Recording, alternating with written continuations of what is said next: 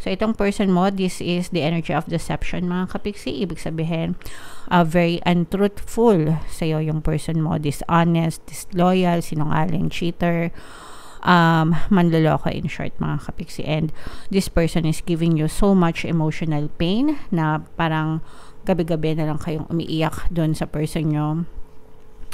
Gabi-gabi kayong umiiyak dun sa mga pinagdadaanan nyo dahil sa mga pinagagawa nila.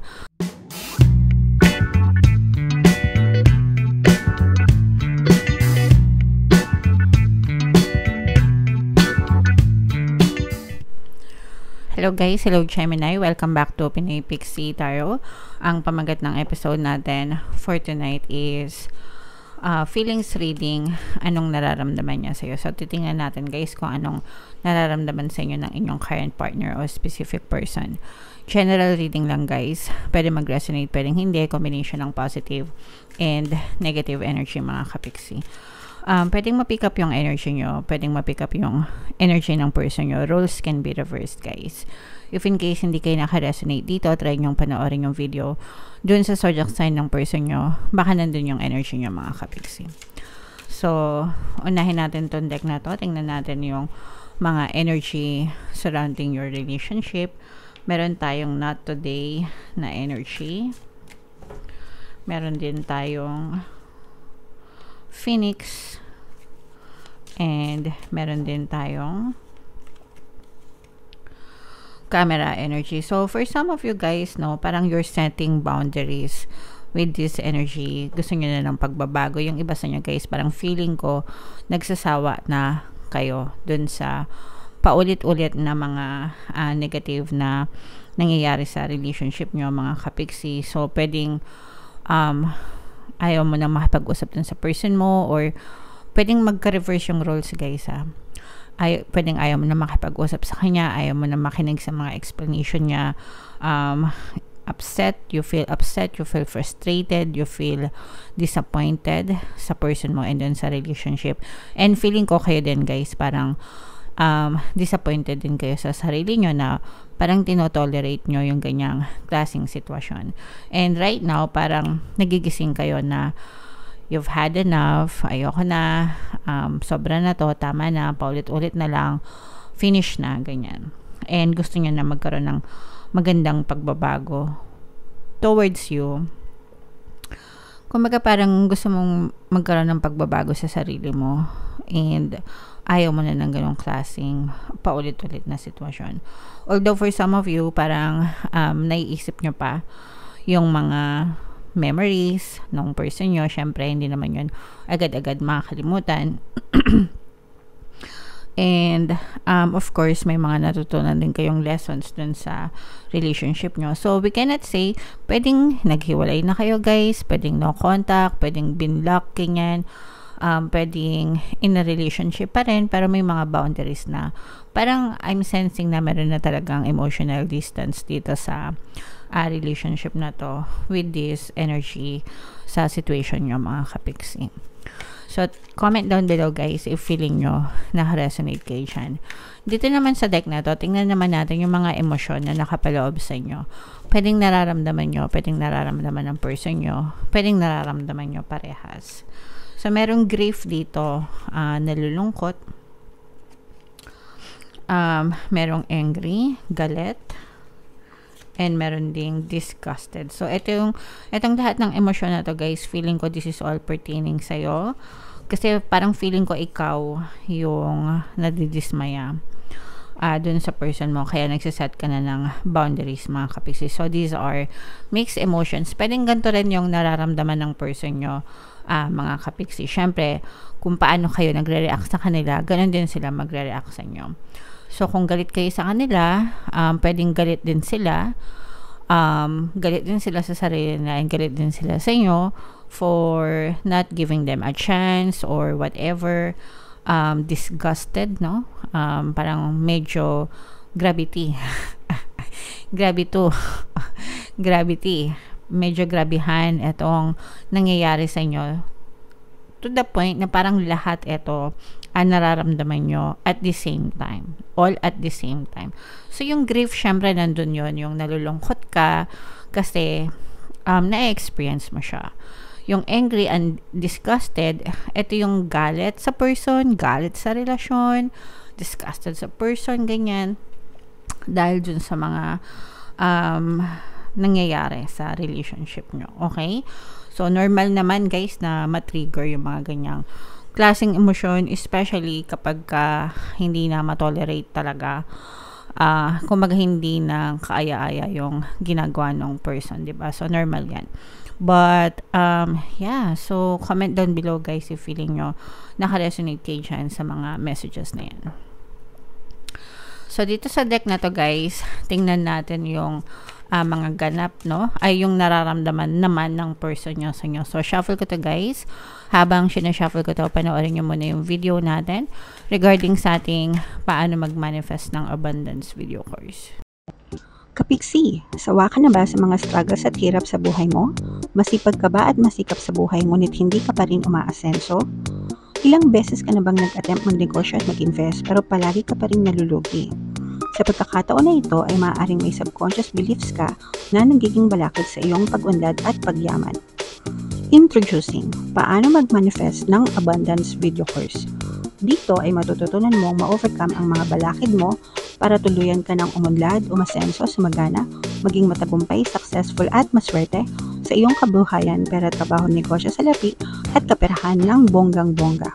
Dali, mag-send na ng email sa pinoypixie@gmail.com at simulan na ang iyong pagyaman ngayon. Alright, so sabay-sabay tayo guys, magpayaman ngayon 2024. Mag-avail na kayo ng course, sobrang ganda niyan mga kapiksi. And ngayong May, no, meron tayong promo guys, pwede kayo mamili. 1 free pampaswerte subliminal o kaya naman 200 pesos na discount. So kayo na yung mamili guys until May 30 yan. So mag-avail na kayo. And meron din tayong email coaching, manifest your desires using the law of attraction. If meron kayo guys na mga specific na gusto nyong i-manifest, pwedeng love and relationship, pwedeng money or career, pwede kayo magpabook ng email coaching session with me. Mag-send lang kayo guys ng email sa pinoypixie@gmail.com. And also guys, no, bago ko makalimutan, bago ko basahin to, magkakaroon tayo ng panibagong video course, paano mawala ang kabit or third party. Para sa mga may problema sa relasyon. So, abangan nyo, this coming May, i-announce ko yung kapag available na siya.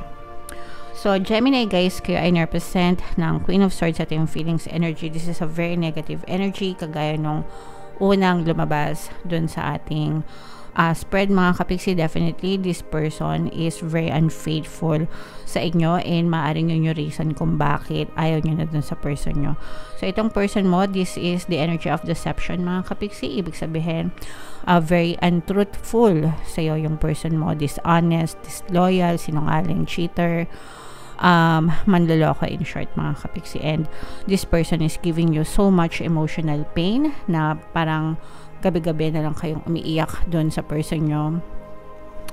Gabi-gabi kayong umiiyak doon sa mga pinagdadaanan nyo dahil sa mga pinagagawa nila mga kapiksi. Pero nakita din natin na you already have enough, no? Kaya nga kayo nag-set ng boundaries. Yung iba sa nyo guys, parang LDR kayo nitong person mo. And talagang grabehan yung mga ginawa nito. Parang yung iba sa nyo, niloko na kayo sa relationship, niloko pa kayo sa pera. Okay? Niloko na sa relationship, niloko pa sa pera, mga kapiksi. Alright? And kaya doble, parang doble yung trigger ng negative emotion sa inyo mga kapiksi. And nakikita din natin dito na galit, no? There's galit na energy. Feeling ko the same. Galit kayo sa kanya and galit din sa inyo yung person nyo.